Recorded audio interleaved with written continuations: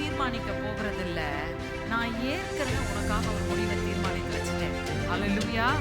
தீ தண்ணீரை நீ கடந்து வரலாம், நீ அழிந்து போவதில்லை, நீ வெந்து போவதில்லை, உனக்கு சேதம் ஒன்றும் வருவதில்லை. நான் என்ன செய்ய போகிறேன்?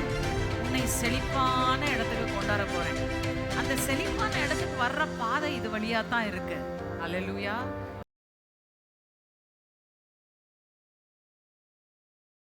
Hallelujah. Praise the Lord. இன்றைக்கு நாம் ஒரு வாக்குத்தத்த வசனத்தை நாம் தியானிக்க போகிறோம். அது ஆதியாகமம் 41 அதிகாரம் 49 வசனத்தில் இருக்கிறது.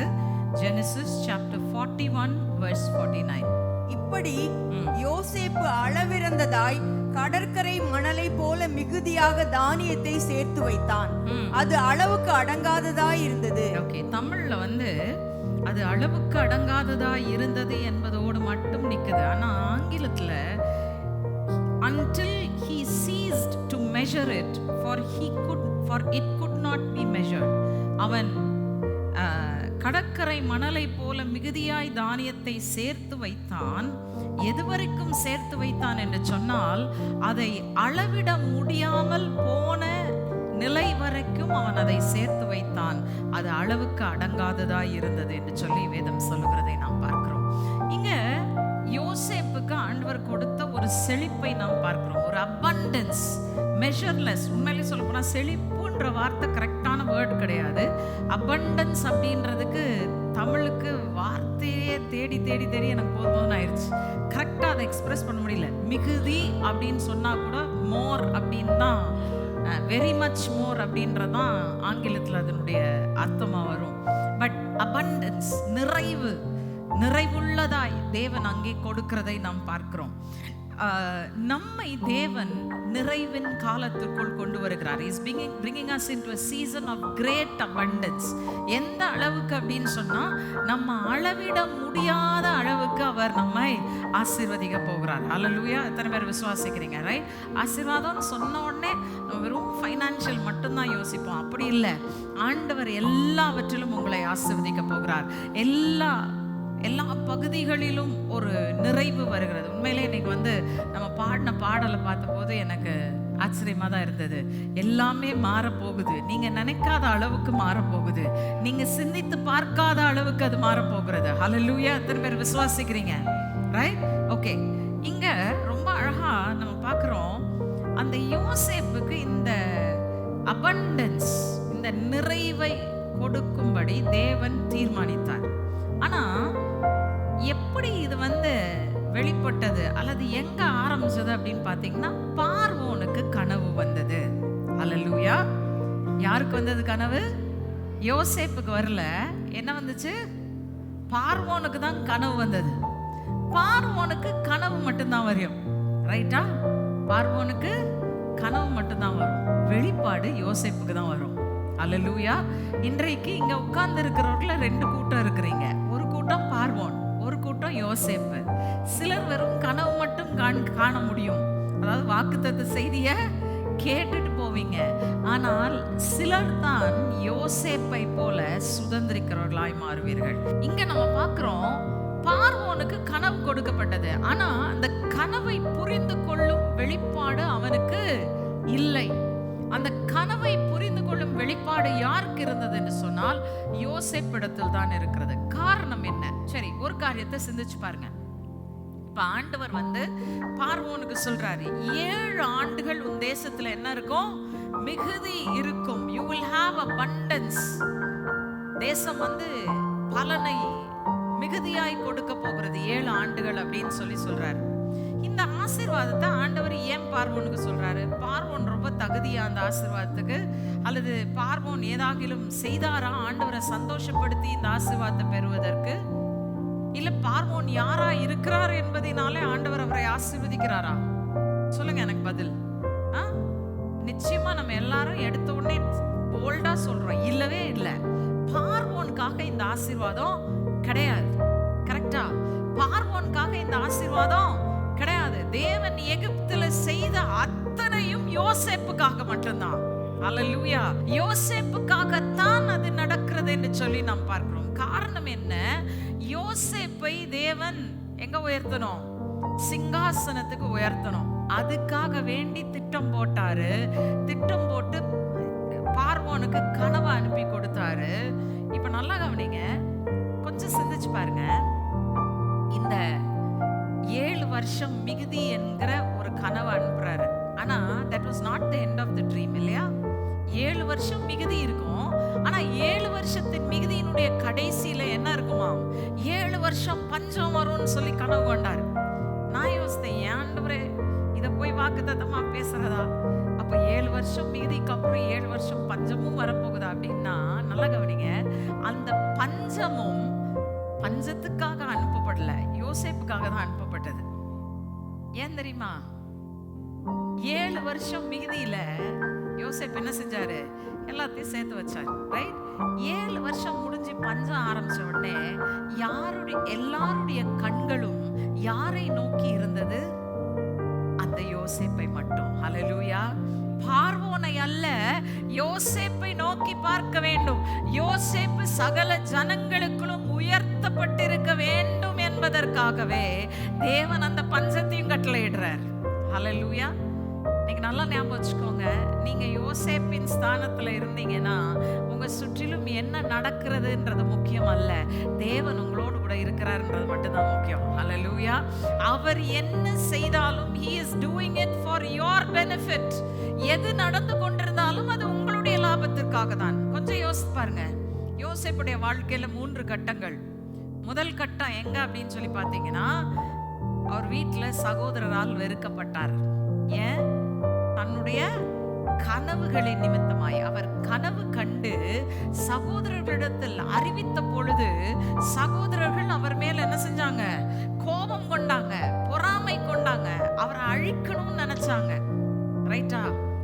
இப்போ சப்போஸ் அவர்கள் அவரை வெறுக்கவில்லை என்று சொன்னால் யோசேப்புடைய பயணம் எகிப்தை நோக்கி ஆரம்பித்திருக்குமா? இருந்திருக்காது. யாக்கோபுக்கு நேசகுமாரன் இல்லையா? பலவர்ணம் அங்கேயே செஞ்சு கொடுக்குறாரு. வெளியில பசங்களோட அனுப்புறதே கிடையாது. வீட்டுல வச்சு அவனை ரொம்ப அப்படியே தங்கமே பொண்ணே அப்படின்னு சொல்லி என்ன பண்றாரு? வீட்டுல வச்சு பாதுகாக்கிறாரு பிள்ளைய. ரைட்டா? யோசேப்பு உருவாகணும்னா யோசேப்பு வெளியில தூக்கி போடப்படணும். அப்பா தூக்கி போட மாட்டாருன்னு தெரியும். அல்லேலூயா. நிறைய பேர் சிந்திச்சு பார்க்கணும் உங்க வாழ்க்கைய. தூக்கி போட மாட்டாருன்னு தெரிஞ்சுதான் என்ன செஞ்சுட்டாங்க? சகோதரர்கள் பொறாமை கொண்டு அவரை வெளியில தூக்கி குழியில போட்டாங்க. ரைட்? அங்கேயும் பாருங்க தேவ கிருபை இருக்கு. கொல்லணும்னு நினைச்சாங்க. கொல்லணும்னு நினைச்சதுல இருந்து தப்புவிக்கப்பட்டு குழியில போனாரு. குழியில இருந்து வியாபாரியினுடைய கையிலே கொடுக்கப்பட்டார். மரணத்திற்கு தப்புவிக்கப்பட்டார். ரைட்? இப்போ வியாபாரி கொண்டு போய் எங்க விடுறான்? போத்திபாரனுடைய வீட்டுல. ரைட்? 2வது கட்டம் இது யோசேப்பினுடைய வாழ்க்கையில. என்ன கட்டம்னா, முதல் கட்டம் சகோதரரால் வெறுக்கப்பட்டான். 2வது கட்டம் நியாயமும் நீதியும் செய்தும் கூட அநியாயமாய் நடத்தப்பட்ட ஒரு கட்டம். ரைட்? நல்லா யோசிச்சு பாருங்க.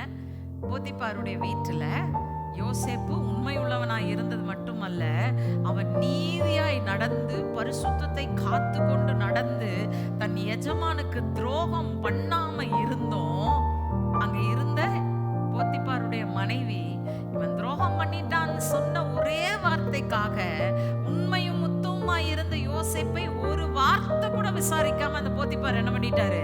தூக்கி சிறைச்சாலையில போட்டார். நிறைய பேர் யோசிக்கிறீங்க, என்னடா நம்ம வாழ்க்கை சரித்திரம் இங்க பிளே அவுட் ஆயிட்டு இருக்கே, உண்மையும் நீதியுமாய் நாங்க நடந்தோம், எல்லாவற்றையும் சரியாய் செய்தோம், பாராட்டு கிடைக்கல. பாராட்டுக்கு பதிலா என்ன கிடைச்சது? சிறைச்சாலை தான் கிடைச்சது இல்லையா? அநேகருடைய வாழ்க்கையில அப்படிதான் சூழ்நிலைகள். கவலைப்படாதீங்க, இதெல்லாம் தேவன் செய்கிற காரியம் தான். It is God who is going before you and preparing the way to bring you into the place that he has ordained for you. உங்களுக்கென்று தேவன் தீர்மானித்த ஸ்தலத்திற்குள் உங்களை கொண்டு வருவதற்காக தேவன் எல்லாவற்றையும் செய்து கொண்டிருக்கிறார். சரி, சிறைச்சாலையில வந்து விழுந்துட்டோம். அங்க வந்து மாட்டினான் 2 பேர் இல்லையா? யார் 2 பேரு? பார்வோனுடைய பானபாத்திரக்காரனும், சுயம்பாகினா என்னன்னே நமக்கு புரியாது. சுயம்பாகின்னு சொன்னா சிம்பிளா போனா பேக்கர், அவருடைய அப்பத்தை அவருக்காக சுடுகிற பேக்கர் அவரு. ரைட்டா? 2 பேரும் வந்துட்டாங்க ஜெயிலுக்கு. இப்போ ஜெயில்ல வந்து அவங்க கூட நினைவு கூறப்படுவாங்க, யோசேப்பு நினைவு கூறப்பட மாட்டாரு. ரைட்டா? யோசித்தாரா இல்லையா? பார்வோன் கொஞ்ச நாள்ல அவங்க ஞாபகம் வந்துருச்சுல்ல. வந்து 2 பேரையும் வெளியில எடுத்து விசாரிச்சு அவங்க கேஸுக்கு ஒரு முடிவுனாச்சும் வந்துச்சு. ஆனா யோசேப்புடைய கேஸ் க்ளோஸே ஆகாது. ஏன்னா யோசேப்பை பத்தி யோசிக்கிறதுக்கு யாருமே கிடையாது. அப்ப அந்த சூழ்நிலையில ஒரு லைட் அடிச்ச மாதிரி வந்தாங்க இவங்க 2 பேரும். வந்து 2 பேரும் ரொம்ப சோகமா இருந்த நாள்ல யோசேப்பு சொல்லிருக்கலாம், எனக்கே வாழ்க்கையின் சோகம் பெருசு, இவன் சோகமா உட்கார்ந்து இருந்தா எனக்கு என்ன வந்துச்சு, நான் பாட்டுக்கு போறேன், என் வேலையை பார்த்துட்டு போயிருந்துருக்கலாமா இல்லையா? யோசேப்பு ஏதாச்சும் எதிர்பார்த்து அவங்கள்ட்ட போய் அந்த கனவை விளக்கி சொன்னாரா? யோசேப்புக்கு தெரியுமா இவங்க 2 பேருடைய கனவு என்னன்னு? ஒண்ணுமே தெரியாது. யோசேப்பு உண்மையான மனதோடு கூட அவங்களுக்கு உதவி செய்ய வேண்டும், உதவ வேண்டும் என்று சொல்லி என்ன செஞ்சாரு? அங்க போய் அவங்களுக்கு கேக்குறாரு, ஏன் சோகமா இருக்கிற? உன்னை சொன்னா கனவு கண்டேன், அதான் சோகம் அப்படின்னு. சரி சொல்லு கனவை, என்ன கனவு கண்ட? 2 பேரும் கனவை சொல்றான். சொன்ன உடனே யோசேப்பு அதற்குரிய அர்த்தத்தையும் சொல்லுகிறார். சொல்லும் போது ஒருத்தன் திரும்ப போறான் அரண்மனைக்கு. இவனுக்கு நம்ம நன்மை செஞ்சிருக்கிறோம், இந்த கணவனுடைய முடிவை அவனுக்கு சொல்லியிருக்கோம், நிச்சயமா இவன் நம்மளை மறக்க மாட்டான், நம்ம சொன்னபடியே நடந்த உடனே என்ன ஆகும், இவன் நமக்காக பார்வோன் இடத்துல பேசுவான். வேற பேசுறதுக்கு யாருமே கிடையாது. ரைட்? நல்லா கவனிங்க. போத்திபார் யோசேப்பை தூக்கி சிறைச்சாலையில போட்டதுக்கு அப்புறம் அவனை சிந்திச்சு பார்த்திருக்கவே மாட்டாரு. அவர் வீட்டிலே வேற ஒரு வேலைக்காரரை வச்சுட்டு அவர் கதையை முடிச்சுட்டு அவர் பாட்டுக்கு போயிட்டே இருந்திருப்பாரு. கரெக்டா? யோசிக்கிறதுக்கு யாரும் கிடையாது. ஒரே ஒருத்தன் மாட்டினா இவன் போய் பார்வோன்ட்ட சொல்லி நம்மளை வெளியில கொண்டு வருவான், நம்ம கேஸ முடிவுக்கு கொண்டு வருவான்னு பார்த்தா எவனுக்கு உதவி செய்தானோ அவன் அங்க போய் அவனுக்கு வாழ்க்கை சுகமா செட் ஆனதுக்கு அப்புறம் மறந்தே போயிட்டான். எத்தனை பேருக்கு எங்கேயோ இடிக்குது? நம்ம வாழ்க்கை அப்படித்தானே. உதவி செஞ்சு நமக்கு திரும்ப கஷ்ட காலத்துல வந்து நிப்பாங்கன்னு எதிர்பார்த்து செஞ்சிருப்போம். ஆனா என்ன ஆயிடுச்சு, அவங்க போய் சுகமா செட்டில் ஆனதான் மீதியே தவிர நம்மள மறந்தே போயிட்டாங்க. நம்ம பக்கம் திரும்பியே பார்க்கல. ரைட்? ஆண்டவர் தான் திரும்பி பார்க்க விடாம வச்சிருக்கிறாரு. ஏன்னா அவங்க திரும்பி பார்த்தா அவர் பார்க்கிற பார்வை பாதியிலே கட்டாயிரும். மனுஷன் பார்த்தா அவங்களை தூக்கி தேவையில்லாத இடத்துல வைப்பான். நல்லா ஞாபகம் வச்சுக்கோங்க. மனுஷர் எப்பொழுதுமே வந்தாங்க நம்ம வாழ்க்கையிலனா, தேவன் நமக்காக வைத்திருக்கிற உயரங்களுக்கு அவங்க நம்மளை கொண்டு போகவே முடியாது. அல்லேலூயா. கொண்டு போக தேவன் அனுமதிக்கவும் மாட்டார். அவர் வைராக்கியம் உள்ள தேவன். அல்லேலூயா. அவர் தான் நமக்காக செய்யணும்னு நினைக்கிறாரே தவிர ஒருத்தனும் நமக்கு எதையும் செஞ்சிட கூடாது. காரணம் என்ன? அவன் செஞ்சா குறைவான உயர்வுக்கு தான் அவனால கொண்டு போக முடியும். நான் செஞ்சேன்னா என் பிள்ளைகளை அவர்களுக்காக நான் ஏற்படுத்தி இருக்கிற உயரத்திற்கு நான் அவர்களை கொண்டு போய் நிலைநாட்டுவேன் என்று சொல்லி தேவன் விரும்புகிறார். ஹல்லேலூயா. யோசேப்புடைய வாழ்க்கையும் தான் நடந்துச்சு. நீங்க நம்ம வாழ்க்கையிலையும் தான் நடக்க போகுது. ஆண்டவர் அந்த காலகட்டத்துக்குள்ள கொண்டு வந்துட்டாருன்னு எத்தனை பேர் விசுவாசிக்கிறீங்க? ஹல்லேலூயா. கடந்து வந்த பாதைகள், கசப்புகள், வேதனைகள் எல்லாவற்றையும் கடந்து நம்மை தேவன் நமக்கென்று ஏற்படுத்தி இருக்கிற ஸ்தலத்திற்குள் அழைத்து வந்திருக்கிறார் என்பதுதான் இன்றைக்கு உண்மை. நல்லா ஞாபகம் வச்சுக்கோங்க. பார்வோனுக்காக அல்ல, யோசேப்புக்காக தான் எல்லாம் நடக்குது. உங்களுக்காக எல்லாம் நடக்குது. வாசிங்க சங்கீதம் 66:12. Psalm 66 verse 12. மனுஷரை எங்கள் தலையின் மேல் ஏறி போக பண்ணினீர், தீயையும் தண்ணீரையும் கடந்து வந்தோம், செழிப்பான இடத்தில் எங்களை கொண்டு வந்து விட்டீர். இந்த வசனத்துல ஒரு வேர்ட் மிஸ்ஸிங். அந்த மனுஷரை எங்கள் தலையின் மேல் ஏறி போக பண்ணினீர், தீயையும் தண்ணீரையும் கடந்து வந்தோம், ஆனாலும் செழிப்பான இடத்தில் எங்களை கொண்டு வந்து விட்டீர்னு இருக்கணும். ரைட்டா? என்ன அர்த்தம் அப்படின்னு சொன்னா, மனுஷர தலையின் மேல் ஏறி போக பண்ணினீர். யார் பண்ணா? தேவன் தான் அனுமதித்தார். தலையின் மேல் ஏறி போகிறதுக்கு அனுமதி கொடுத்தது யாரு? ஆண்டவர் தான் அனுமதி கொடுத்தாரு. தீயையும் தண்ணீரையும் கடந்து வருவதற்கு அனுமதி கொடுத்தது யாரு? ஆண்டவர் தான் கொடுத்தார். எத்தனை பேர் யோசேப்பை போல பாதைகளை கடந்து வந்திருக்கிறீங்களோ? மனுஷர் எங்க தலையின் மேல் ஏறி போனாங்க, தீயையும் தண்ணீரையும் நாங்க கடந்து வந்திருக்கிறோம். செழிப்பான இடத்துக்கு நேரே கர்த்தர் எங்களை நடத்தி கொண்டு வருகிறார் என்பதை நாங்க விசுவாசிக்கிறோம் சொல்றவங்க எல்லாம் கையை உயர்த்தி ஒரு அல்லேலூயா சொல்லுங்க. அல்லேலூயா. ஆண்டவர் அந்த பாதையை அனுமதிச்சது காரணமே உங்களை உயர்த்தி, உங்களை பெருக்கம் அடைந்து உங்களை செழிக்க செய்து சகல நிறைவோடு கூட நிலைநிறுத்த வேண்டும் என்பதுதான். அல்லேலூயா. யோசேப்புடைய வாழ்க்கையில எந்த காலகட்டத்திலையும் ஒரு நல்ல காரியம் நடந்து அவர் முன்னேறல. அல்லேலூயா. அவரை முன்னேற்றினதெல்லாம் என்னங்க? தீமைகள் மட்டும்தான் அவரை முன்னேற்றினது. இப்ப தீமைகளுக்காக அல்லேலூயா சொல்ல முடியுமா? தீமைகள் தான் உங்களை என்ன செய்யுது? முன்னேற செய்கிறது. அல்லேலூயா. அந்த தீமைகள் உங்க வாழ்க்கையில வரலன்னா நீங்க இருக்கிற இடத்துல என்ன செஞ்சிருப்பீங்க? ஸ்டக்கா இருந்திருப்பீங்க. முன்னேற்றம் வாழ்க்கையில வந்திருக்காது. ஆனா கர்த்தர் அனுமதித்த ஒவ்வொரு பாடுகளின் வழியாயும் உங்களை படிப்படியாய் படிப்படியாய் படிப்படியாய் படிப்படியாய் அவருடைய மகிமைக்கு நேரே உங்களை நடத்தி கொண்டு போகிறார். நல்லா கவனிங்க. யோசேப்புடைய வாழ்க்கையில அந்த செழிப்புக்கு முன்னான பகுதி, the first step to that abundance was exaltation. கர்த்தர் அவரை உயர்த்தினார். எங்கே உயர்த்தினார்? ராஜா கனவு காண்கிறாரு. கனவு கண்ட உடனே யோசேப்பு வந்து கனவுக்குரிய விளக்கத்தை சொல்றாரு, எல்லாத்தையும் சொல்றாரு. சொன்ன உடனே ராஜா என்ன செய்யறாரு? உடனே அபண்டன்ஸ் வந்துடல. முதல்ல யோசேப்பு நிலைநிறுத்தப்பட வேண்டிய இடத்தில் நிலைநிறுத்தப்பட்டால் தான் அவன் கைக்கு வர வேண்டிய நிறைவுகள் வரும். அல்லேலூயா. சோ என்ன பண்ணார் கர்த்தர்? அவனை சிங்காசனத்துக்கு உயர்த்தினார். வாசிக்கலாம். ஆதியாகமம் 41ஆம் அதிகாரம் 40 இருந்து 44 வரைக்கும் வாசிக்க போகிறோம். Genesis chapter 41 verses 40 to 44 வாசிக்கலாம். நீ என் அரமனைக்கு அதிகாரியாய் இருப்பாய். உன் வாக்கின்படியே என் ஜனங்கள் எல்லோரும் அடங்கி நடக்க கடவர்கள். சிங்காசனத்தில் மாத்திரம் உன்னிலும் நான் பெரியவனாய் இருப்பேன். அப்படின்னா என்ன சொல்றாரு பார்வோன்?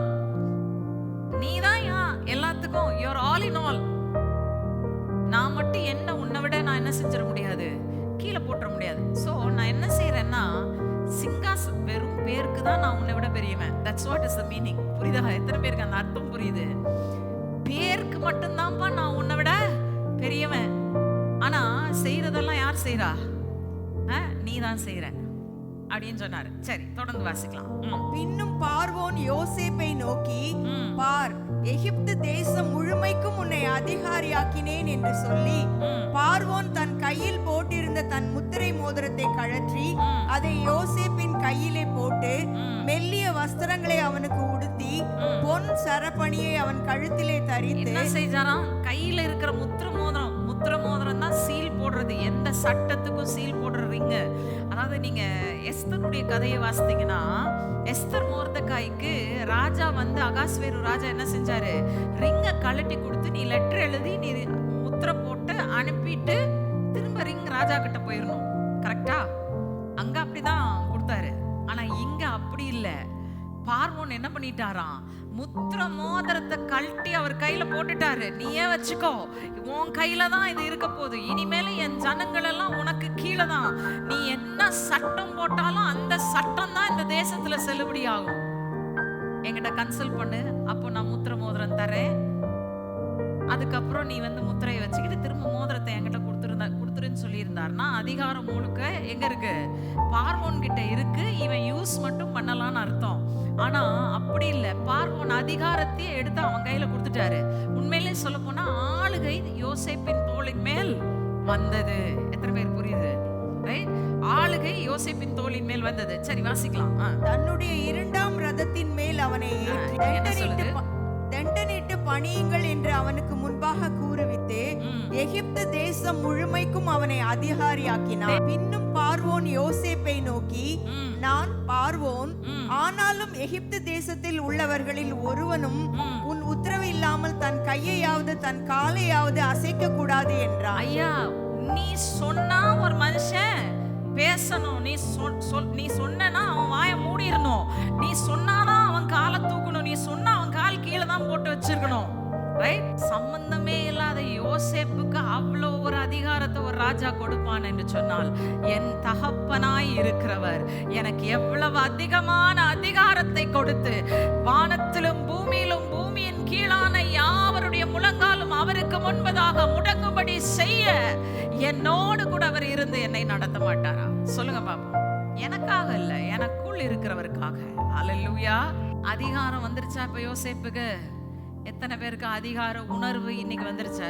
ஆளுகை எத்தனை பேர் தோளின் மேல் இருக்குன்னு சொல்றீங்க?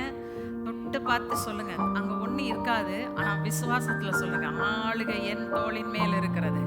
குமாரனாகிய கிறிஸ்துவின் தோள்களின் மேல் ஆளுகை இருந்தது என்று சொன்னால் என் தோளின் மேலும் ஆளுகை இருக்கிறது. அல்லேலூயா. என்னை ஆளும்படியாக அழைத்திருக்கிறார். ரைட்? ஆளுகையை தந்துட்டாரு. இப்ப யோசேப்பு த்ரோன்ல உட்கார்ந்ததுல இருந்து ஆரம்பிக்குது செழிப்பின் காலம் எகிப்துக்கு. நல்லா ஞாபகம் வச்சுக்கோங்க, எகிப்துல தானா செழிப்பு வரல. யோசேப்பு சிங்காசனத்துக்கு வரலன்னா எகிப்துக்கு செழிப்பு வந்திருக்காது. எத்தனை பேருக்கு விளங்குது? 2 கொரிந்தியன் புஸ்தகம் 8ஆம் அதிகாரம் 9ஆம் வசனம். 2 Corinthians chapter 8 verse 9. நம்முடைய கர்த்தராகிய இயேசு கிறிஸ்துவின் கிருபையை அறிந்திருக்கிறீர்களே, அவர் ஐஸ்வர்யம் உள்ளவராயிருந்தும் நீங்கள் அவருடைய தரித்திரத்தினாலே ஐஸ்வர்யவான்களாகும்படிக்கு உங்கள் நிமித்தம் தரித்திரரானாரே. சரி, இந்த ஐஸ்வர்யவான் அப்படின்ற வார்த்தையை வாசித்த உடனே வெறும் பணத்தை மட்டும் தயவு செய்து யோசிக்காதீங்க. ரைட்? எங்க அப்பா எப்பவுமே சொல்லுவாங்க, அடிக்கடி சொல்லியிருப்பாங்க, நான் நம்புறேன் சபையில, financial blessing is one of the least blessings. அவர் சொல்லுவாரு, ஒருவேளை பரலோகத்துல ஆண்டவர் ஷெல்ஃபா வச்சு ஒவ்வொரு பிளெஸிங்கையும் ஒவ்வொரு ஷெல்ஃப்லயும் வச்சிருந்தாருன்னா ஐஸ்வர்யம் எங்க இருக்கும்? அதாவது பணம் எங்க இருக்கும்? கீழ் தட்டுல இருக்கும். அது ஒன் ஆஃப் த லோவஸ்ட். அதை தூக்கி தலைக்கு மேல வச்சுக்காதீங்க. அதை வச்சிங்கன்னா மற்ற எல்லாத்தையும் இழந்துருவீங்க. அந்த பணத்தை விட நிறைய ஆசீர்வாதம் இருக்கு. Physical, spiritual, material, financial, okay. ஆனா அதை விட பெருசு மென்டல், இமோஷனல், எல்லாவற்றிலும் அவருடைய ஆசீர்வாதத்தை சுமக்க, அவருடைய நிறைவுகளை சுமக்க உங்களை அழைத்திருக்கிறார். அல்லேலூயா. இப்போ யோசேப்ப ஆண்டவர் இது போலதான் உயர்த்தினார். ரைட்? இப்போ நமக்கு அந்த வாக்குத்தத்தத்தை கொடுக்குறாரு, உயர்த்தி சிங்காசனத்துல வச்சுட்டாரு. நெக்ஸ்ட் கேம் தி அபண்டன்ஸ். அதே போல் கிறிஸ்து அதுக்கான கிரயத்தை செலுத்தி அவர் தரித்திரரானார். எப்படி தரித்திரரானார்? பசி, தாகம், நிர்வாணம் எல்லாம் குறைபடுதல் சிலுவையில அவர் அனுபவிச்சிட்டார். மோசே உபாகமம் 28:48 சொல்றாரு, இதுதான் தரித்திரம். பசி, தாகம், நிர்வாணம் எல்லாம் குறைபடுதல். இது அத்தனையும் இயேசு கிறிஸ்து சிலுவையில சுமந்து நம்மை ஐஸ்வர்யவான்கள் ஆக்கினார். எப்படிப்பட்ட ஐஸ்வர்யத்தை நமக்கு கொடுத்திருக்கிறார்? நான் ஏற்கனவே சொல்லிட்டேன், in every area of your life, எங்கெல்லாம் உங்களுக்கு குறைவு என்பது காணப்படுகிறதோ அந்த குறைவுகளை எல்லாம் நிறைவாய் மாற்றும்படி அவர் தீர்மானித்திருக்கிறார். ஹல்லேலூயா. சரி, என்ன அளவுகோலின்படி வாசிக்கலாம்? பிலிப்பியர் 4ஆம் அதிகாரம் 19ஆம் வசனம். Philippians chapter 4 verse 19. என் தேவன் தம்முடைய ஐஸ்வர்யத்தின்படி உங்கள் குறைவை எல்லாம் கிறிஸ்து இயேசுக்குள் மகிமையிலே நிறைவாக்குவார். இந்த வார்த்தை வாசித்த உடனே நம்ம எல்லாம் எப்படி தெரியுமா இமேஜின் பண்றது? மகிமையிலே நிறைவாக்குவார் அப்படின்னா எப்படி? பரலோகத்துக்கு நாங்க போனதுக்கு அப்புறம் தான் எங்களுக்கு அந்த ஐஸ்வர்யம் எல்லாம் கிடைக்கும். அப்படிதானே யோசிக்கிறோம். ஆனா வசனம் அப்படி ஒருபோதும் சொல்லவில்லை. வசனம் என்ன சொல்லுகிறது என்று சொன்னால், உண்மையான அர்த்தம் அதுக்கு, என் தேவன் தம்முடைய ஐஸ்வர்யத்தின்படி உங்கள் குறைவுகளை எல்லாம் கிறிஸ்து இயேசுவுக்குள் மகிமையில நிறைவாக்குவார் என்பது எப்படி தெரியுமா இருக்கணும்? என் தேவன் தம்முடைய மகிமையின் ஐஸ்வர்யத்தின்படி. நல்லா கவனிங்க, அது ஒரு பெரிய வித்தியாசம் இருக்கு. என் தேவன் தம்முடைய மகிமையின் ஐஸ்வர்யத்தின்படி கிறிஸ்து இயேசுவுக்குள் உங்கள் குறைவுகளை எல்லாம் என்ன செய்வார்? நிறைவாக்குவார். அதான் இங்கிலீஷ்ல இருக்கு, according to his glorious riches. அவருடைய மகிமையான ஐஸ்வர்யத்தின்படி உங்களுக்கு செய்வார். ரைட்டா? நல்ல வேளை வசனத்துல அவர் சொல்லல உன் தேவைக்கேற்ப செய்வாருன்னு சொல்லல. சொல்லியிருக்காரா? சொன்னார்னா that is not abundance. விளங்குதா? மிகுதியான abundance கூட கிடையாது. என் தேவைக்கு ஏற்ப செய்வேன்னு சொல்லியிருக்காரா? சொல்லல. உன் விசுவாசத்துக்கு ஏற்ப செய்வேன்னு சொல்லியிருக்காரா? அதுவும் செய்யல, சொல்லல. சொன்னார்னா முடிஞ்சு போச்சு கதை. நம்ம என்ன செய்வோம்? எனக்கு இருக்கிற விசுவாசத்தின்படி எனக்கு இது போதும் ஆண்டவரே, இது மட்டும் எனக்கு கொடுங்கன்னு சொல்லுவோம். அதனாலதான் உங்க விசுவாச கூரையும் பிச்சுட்டாரு. விளங்குதா? உங்க விசுவாசத்தின்படின்னு சொல்லல. அடுத்தது என்ன சொல்றாரு? நீங்க கொடுக்கிறதுக்கு தக்கதாய், நீங்கள் கொடுக்கிறதுல 10 மடங்கு உங்களுக்கு திரும்ப கொடுப்பேன்னு ஆண்டவர் சொல்லல. அல்லது உங்க தேசத்தின் எக்கானமியை பார்த்து, உங்க எக்கானமி மேல போகும்போது நான் உன்னை மேல உயர்த்துறேன்பா, எக்கானமி கொஞ்சம் கீழே போயிருச்சுன்னா நீயும் கொஞ்சம் கஷ்டப்படணும் அப்படின்லாம் ஆண்டவர் சொல்லல. Nothing matters, only one thing matters, his glorious riches. Hallelujah. அவருடைய மகிமையின் ஐஸ்வர்யம் ஒன்று மாத்திரம் தான் இங்கே முக்கியமானதா இருக்கிறது. நான் சொல்றதை நல்லா ஞாபகம் வச்சுக்கோங்க. வெறும் பணம் அல்ல. உங்க வாழ்க்கையில எந்த பகுதியில என்ன குறைவு இருந்தாலும் எல்லா குறைவுகளையும் தம்முடைய மகிமையின் ஐஸ்வர்யத்தின்படி அவர் நிறைவுள்ளதாய் மாற்ற வல்லவராய் இருக்கிறார். மேபி ஞானத்துல குறைவுள்ளவர்களா இருக்கலாம். இன்னைக்கு அவருடைய மகிமையின் ஐஸ்வர்யத்தை பெற்றுக்கொள்ள உங்களை ஆயத்தப்படுத்துங்க. உலகம் உங்களை ஆணு பார்க்கும். இந்த பையனை பார்த்தா ஒரு கேனப்பாய மாதிரி தெரிஞ்சான். இன்னைக்கு அவன் பேசுறது என்ன இப்படி பேசுறான், இப்படி ஞானமா பேசுறான், இவன் பேசுறதெல்லாம் பார்த்தா நம்ம படிப்பறிவுக்கு எல்லாத்துக்கும் மேல எல்லாம் பேசுறான் அப்படின்னு உங்களை யோசிப்பான். அல்லேலூயா. தேவனுடைய மகிமை வெளிப்படணும்னா நீங்க யாரா இருக்கிறீர்கள் என்பதை பொறுத்து அல்ல, அவருடைய மகிமையின் ஐஸ்வர்யத்தின்படி அவர் உங்களுக்குள்ளே ஊற்ற சித்தமாய் இருக்கிறார். அல்லேலூயா. நல்லா கவனிங்க. யோசேப்பு பிளான் போட்டிருந்தா கூட, அதாவது தெய்வீக ஞானம் யோசேப்புக்கு ஏற்கனவே இருக்கா இல்லையா? எத்தனை பேர் இருக்குன்னு சொல்றீங்க? யோசேப்புக்கு தெய்வீக ஞானம் இருக்கு. சப்போஸ் தன்னுடைய தெய்வீக ஞானத்துல அவர் பிளான் போட்டிருந்தா கூட அவர் பெற்றுக்கொள்ளக்கூடியது அளவுக்கு அடங்கினதா இருந்திருக்கும். கரெக்டா? அளவுக்கு அடங்கினதா இருக்கும். அவர் கட்டினாரு. என்ன கட்டினாரு? அந்த தானியத்தை சேர்த்து வைக்கிறதுக்கு அவர் ஸ்டோ ஹவுசஸ் கட்டி வைக்கிறார். பண்டக சாலைகளை அவர் கட்டி வைக்கிறார். ஆனால் நல்லா கவனிங்க. பண்டக சாலையில வாங்கி அளந்து உள்ள போடணும்னு நினைக்கிறாங்க. ஒரு பாயிண்ட் வந்த உடனே என்ன பண்ண முடியல? வாசிங்க ஆதியாகமம் 41:49. இப்படி Genesis 41:49. இப்படி யோசேப்பு அளவிறந்ததாய் கடற்கரை மணலை போல மிகுதியாக தானியத்தை சேர்த்து வைத்தான். அது அளவுக்கு அடங்காததாய் இருந்தது. அளவுக்கு அடங்காததாய் போய்விட்டது. இப்ப கால்குலேட் பண்ணி உள்ள எடுத்து போட முடியல. காரணம் என்ன? கால்குலேஷன் எல்லாத்தையும் ஆண்டவர் காத்துல தூக்கி விட்டாரு. உன் அளவின்படி நான் கொடுக்கல. நான் உன் அளவின்படி கொடுத்தேன்னா நீ கால்குலேட் பண்ணலாம். ஆனா நான் ஏன் அளவின்படி கொடுக்கறேன்னா உன்னால கால்குலேஷனே போட முடியாது. அல்லேலூயா. இப்போ ஏன் அந்த இம்மெஷரபிளா கொடுக்கிறார்? ஏன் கணக்கிட முடியாததா கொடுக்கிறார்னா, கணக்கில் அடங்கக்கூடியதை கொடுத்தாரானால் உலகம் அதை பெரிதாய் எண்ணாது. ஆனால் கணக்கில் அடங்காததாய் நாம் பெற்றுக்கொள்ளும் போது உலகம் என்ன சொல்லும்? சகரியா 4:6 வாசிங்க. Zechariah chapter 4 verse 6.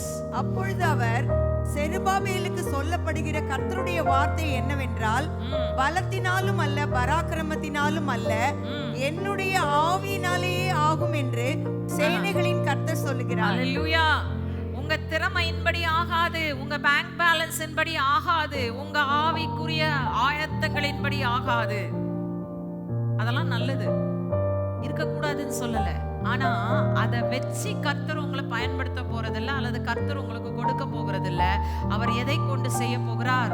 பலத்தினாலும் அல்ல பராக்கிரமத்தினாலும் அல்ல, தன்னுடைய ஆவியானவரை கொண்டு அவர் சகலவற்றையும் உங்களுக்காக செய்து முடிக்க போகிறார். ஹல்லேலூயா. எத்தனை பேர் விசுவாசிக்கிறீங்க?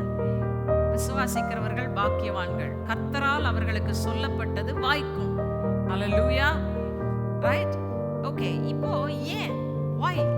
ஏன் இந்த அளவு கடந்த ஆசீர்வாதம்? நாங்க என்ன ஸ்பெஷலா? இல்ல நாங்க ஏதோ பண்ணி ஆண்டவரே உங்க இருதயத்தை ரொம்ப சந்தோஷமாக்கிட்டோமா அப்படின்னு கேட்டா ஆண்டவர் சொல்வாரு, அது உனக்காக அல்ல. அல்லேலூயா. கொஞ்சம் சோர்ந்து போயிடுச்சு அதுக்குள்ள. நல்லா ஞாபகம் வச்சுக்கோங்க. அபண்டன்ஸ் வந்துச்சு. யோசேப்பு அதுல எக்ஸ்பீரியன்ஸ் பண்ணாரு இல்லையா? அவருக்கு பஞ்சகாலம் முழுவதிலும் சாப்பாடுல குறைபாடு இல்ல, போஷிக்கப்பட்டார். அவருக்கு எல்லாம் நிறைவா இருந்தது. ஆனா நோக்கம் யோசேப்பை மட்டும் போஷிக்கிறதா இருந்தா ஆண்டவர் அளவு கடந்த வளங்களை அங்கே கொடுக்க தேவை இல்லை. யோசேப்பை மட்டும் போஷித்திருக்கலாம். தேவனுடைய நோக்கம் யோசேப்பு மட்டும் இல்லைங்க. தேவனுடைய நோக்கம் யாக்கோபின் குடும்பத்தாரை காப்பாற்ற வேண்டும். ஆனால் தேவனுடைய நோக்கம் யாக்கோபின் குடும்பத்தார் மட்டுமல்ல. அவர் தீர்மானித்திருந்தது அந்த ஒரு குடும்பத்தின் மூலமா நான் இன்னும் அதிகமா பண்ண போறேன். ஏன்? வாசிங்க ஆதியாகமம் 12:3. Genesis chapter 12 verse 3. உன்னை ஆசீர்வதிக்கிறவர்களை ஆசீர்வதிப்பேன், உன்னை சபிக்கிறவனை சபிப்பேன், பூமியில் உள்ள வம்சங்கள் எல்லாம் உனக்குள் ஆசீர்வதிக்கப்படும் ஆசிர்வதிக்கப்படும் என்றார். என்ன சொன்னாரு? பூமியில் உள்ள வம்சங்கள் எல்லாம் உனக்குள் ஆசீர்வதிக்கப்படும் என்று ஆபிரகாமுக்கு சொன்னார். ஆபிரகாமின் சந்ததியில 4வது தலைமுறையில ஒருத்தன் எழும்புறான். அவன் மூலமாய் வெறும் யாக்கோபின் குடும்பம் மட்டுமல்ல, ஆபிரகாமின் வம்சம் மட்டுமல்ல, ஆபிரகாமின் வம்சத்துக்குள்ளாய் பூமியின் ஜாதிகள் ஜனங்கள் ஆசீர்வதிக்கப்படும்படியான ஒரு பெரிய ஆசீர்வாதத்தை ஆண்டவர் அங்க கொடுத்தார். அல்லேலூயா. எத்தனை பேர் சொல்றீங்க நாங்க ஆபிரகாமின் விசுவாச சந்ததி? கிறிஸ்து இயேசுவின் மூலமாய் ஆபிரகாமில் இருந்த ஆசீர்வாதம் எங்களுக்கு உண்டாயிருக்கிறதுன்னு சொன்னீங்கன்னா, நீங்க மட்டும் ஆசீர்வதிக்கப்படக்கூடாதுங்க. உங்க குடும்பம் மட்டும் ஆசீர்வதிக்கப்படக்கூடாது. உங்களை சுற்றிலும் இருக்கிற ஜனங்கள், ஜாதிகள், தேசங்கள் உங்களால் ஆசீர்வதிக்கப்பட வேண்டும். அல்லேலூயா. அதுக்காக தான் ஆண்டவர் immeasurable blessing கொடுக்கிறார். இன்னைக்கு ஏன் உங்களுக்கு திரளான வளங்களை கொடுத்திருக்கிறார்? God wants to extend your sphere of influence.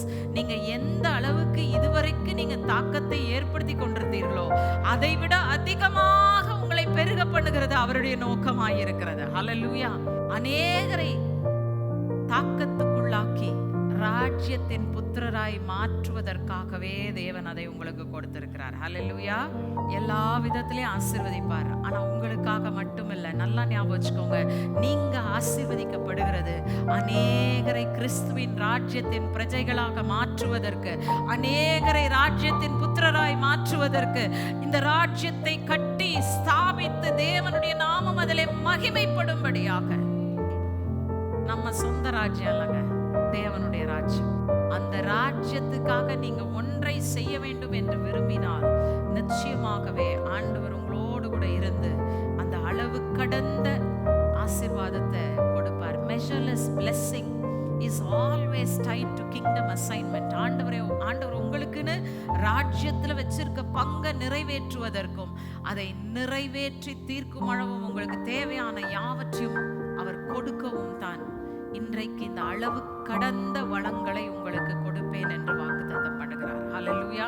நம்ம ஒப்பு கொடுக்க போகிறோம். ஆண்டவரே, இந்த measureless blessing, அளவு கடந்த இந்த ஆசீர்வாதத்தின் நிமித்தமாக ஆண்டவரே, நீர் என்னை கொண்டு செய்ய சித்தமாய் இருக்கிற காரியத்தை செய்து நிறைவேற்ற போகிறதுக்காய் நன்றி.